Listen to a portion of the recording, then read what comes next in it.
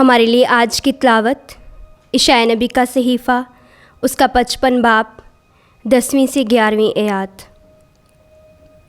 और जिस तरह से कि आसमान से बारिश होती और बर्फ़ पड़ती है और फिर वहाँ वापस नहीं जाती, बल्कि ज़मीन को सैराब करती और उसकी शदाबी और रोईदगी का बायस होती है, ताकि बोने वाले को बीज और खाने वाले को खुराक दे।